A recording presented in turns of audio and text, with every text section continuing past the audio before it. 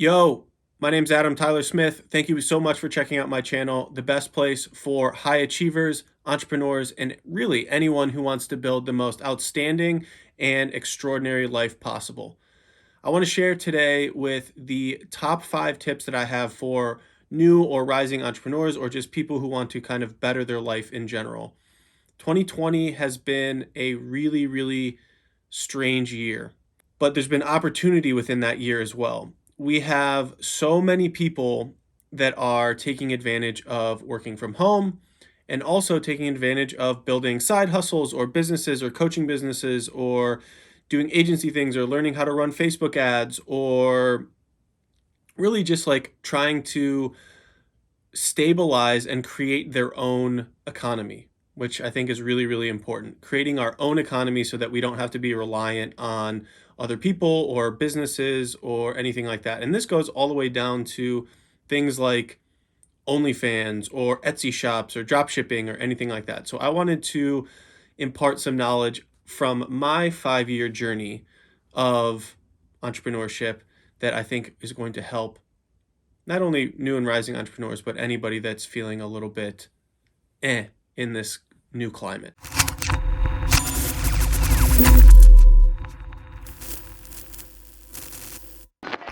All right, so let's dive right in. My first tip is energy management over time management. So that means you want to manage your energy over just managing the time. Because if you have all the time in the world, but you don't have the energy to put in good work or actually get the things done that you want to get done, then that time doesn't really matter very much. So I've subscribed to this idea that you want to maximize the amount of energy that you have so that you can put good work out into the world rather than just saying, oh, I have 10 hours to do something. I'll get it all done. And then if you don't have the energy, then you don't have the willpower, then you get sucked into scrolling on Instagram or Facebook or TikTok or Twitter or whatever, and you don't actually get the things that you need to get done. So in order to have lasting success, you are going to need to manage your energy. To me, energy is the base of all success. And so there's 3 areas that a lot of people have trouble in. The first area is sleep. The second area is hydration. And the third area is calorie intake. Now, the first area of sleep, this is a hard one for a lot of people because we are so subscribed to hustle culture and we want to get as much done as we possibly can in the time that we have, and it's just not sustainable. We are looking for sustainable success here without getting burnt out, with building a harmonious lifestyle rather than just like hustling, and then burning out and then not being able to work for 2 days because you're so freaking tired, and then hustling some more and then being burnt out. Like, that's not sustainable. You want to have the consistency to build the momentum. And in order to do that, you need to sleep 7 or 8 hours a night. This changed my entire life. Throughout college and high school, I was like the 5 hours or 4 hours of sleep guy, and I could get through things and like still kind of perform at a high level. But what was I really performing for? I was performing to go to school and to sleep through school. Well, now I can't sleep through the day, right? I have clients that I need to help out. I have content I need to create. I have all of these things that need to happen in order for me to be a good entrepreneur and a good business owner. So I have to sleep. So that is an absolute must. So get your sleep dialed in. I use something called the Whoop Band. It's WHOOP, and it helps me manage when I'm supposed to sleep and how much I've recovered from that sleep. So if I don't recover well, then I know that I need to go back and kind of reevaluate how much I slept or when I went to bed or when I got up or something like that. The second part is hydration. And the fact of the matter is that you are probably dehydrated. If you're not drinking a ton of water, and by a ton of water, I mean at least a gallon or more a day, you're probably dehydrated, especially if you are working out at all or not really getting foods that have a lot of water in them. So, like broccoli and lettuce and like all of that stuff, you are probably dehydrated. And the problem with being dehydrated is one, it tanks your energy when you don't have, when your cells don't have the water that they are made out of to kind of produce that energy and flow well. And two, as you get more and more dehydrated, your brain cognition and functionality goes down quite a bit. Even just being 2% dehydrated could really tank the your productivity and how your brain is functioning. So, if you're feeling a little bit tired throughout the day and you can't keep that sustained energy throughout the day, you're probably dehydrated. So normally when I think that I'm really, really tired or something like that, instead of going to caffeine, I track where my water's at. And I drink two of these big things. This is 64 ounces. So I drink two of these a day, which gets me to right about a gallon. Then I have like coffee and stuff in the morning too. But by having those bottles, I can track, okay, it's noon. I need to make sure that I get through that bottle really quickly so that I don't have to drink the rest of it at like 11 o'clock at night. So get hydrated. This is so important. Do not skip over actually drinking just pure water. Your body needs it, your cells need it, your brain needs it, and your energy levels will start to really, really rise once you get in the habit of drinking right around a gallon of water a day. The last thing that is important in your energy management over time management is getting enough calories in. It's really, really easy for us to, as entrepreneurs, to get really, really jazzed about what we're doing and to just go for it. And this is really like kind of a call out to me too, because I don't necessarily eat enough for my body. I'm 6'2", I'm 185, 190 pounds of pure muscle, right? But I need more calories. I burn about like 2,500 calories just kind of if I'm relaxing the entire day. And there a lot of the times I don't get that many calories in. Now, you don't want it to be cookies and candy and sugars and all this stuff that's going to mess up your blood sugar and all that stuff, but just getting the calories in to me is more important, especially like everything that we do as entrepreneurs or everything that I do as a coach. Like my brain is on overdrive all the time, problem solving and creating different things for different people, and I got to be here and here and here and remember a bunch of stuff and make sure that I'm writing everything down and all of that. And so if I don't have the calories, then I'm going to have a huge energy crash.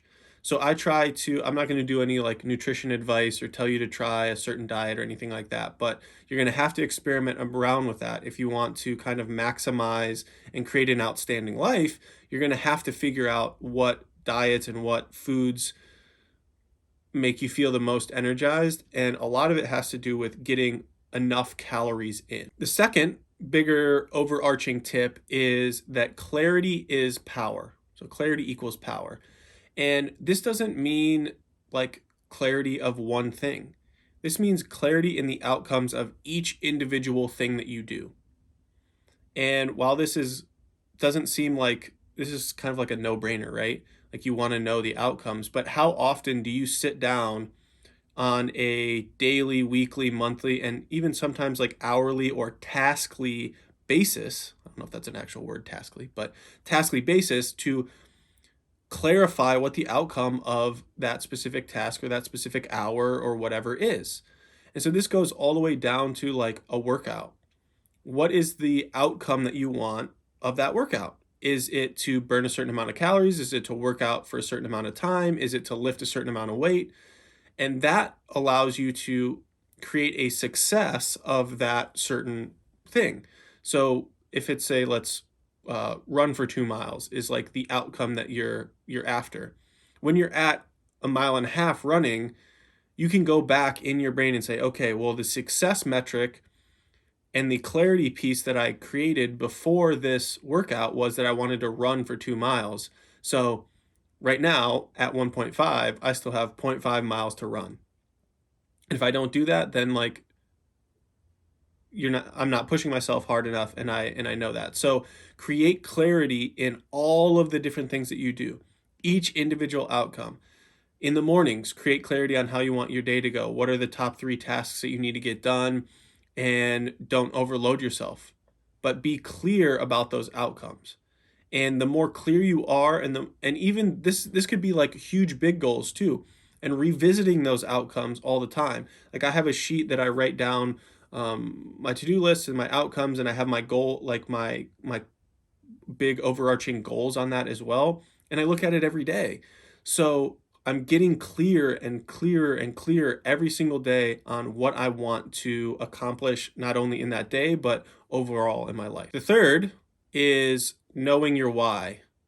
And I know this has been talked about so many times, and so many people go overboard in talking about your why, but it really is that important. It's just as important as your bigger goals. And there's a guy named Tony Robbins, and I think his mentor, Jim Rohn, talked about um, reasons happen before results, and those reasons are often your why.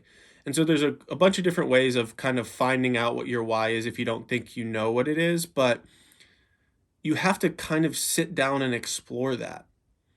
And if you don't sit down and explore that, when you wake up in the morning and you're tired and you don't have anything to fall back on in terms of like a why, so like giving your kids the best life possible, or feeding a thousand families a month, or like buying a bigger house, and it doesn't have to be like a huge like why down to your core. It just needs to be a why big enough that it gets you moving. So if you don't have a why big enough that gets you moving, you need to explore that a little bit deeper. There's something that Dean Graziosi kind of coined, and it's in his book, Millionaire Success Habits, which I have over there. And it's called the 7 layers deep exercise. And basically, how that works is when you wanting to build a business, right? Or you wanting to perform at a high level. Why? And then you answer that question. You answer the why. So maybe it's because I want to get the most out of life.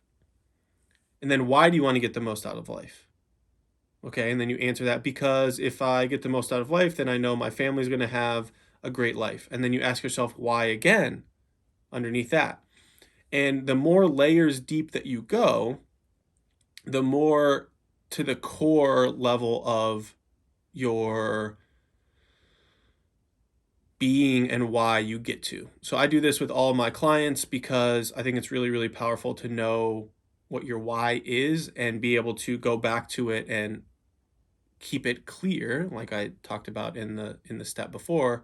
Keep it clear every single day that's why you're doing the things that you're doing and why you're pushing so hard, because sometimes it's going to get really freaking hard and you're not going to want to do it, and it's going to be like one of those things like I don't really like want to get this going, and I don't want to get out of bed. But when you have it staring at your face, like, yeah, you want to pay for your kids' college, or you want to show that your kids that you have choices, that they have choices in this world, and that they could be whatever they want to be, and you want to be a role model of that, you get your ass out of bed and you do the things that you don't necessarily love doing, right? So, number 4 is rituals and routines. So, you don't want to leave things up to chance. And the best way to leave things up to chance is to not have routines or rituals for anything. So, every single morning, I do just about the same thing.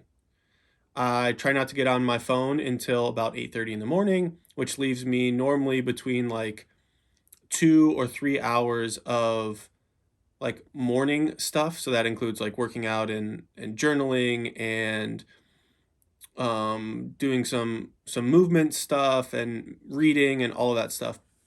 But I know, because I've cultivated this idea of having a morning routine, what are the things that I need to do in order to create the most likely success for the day.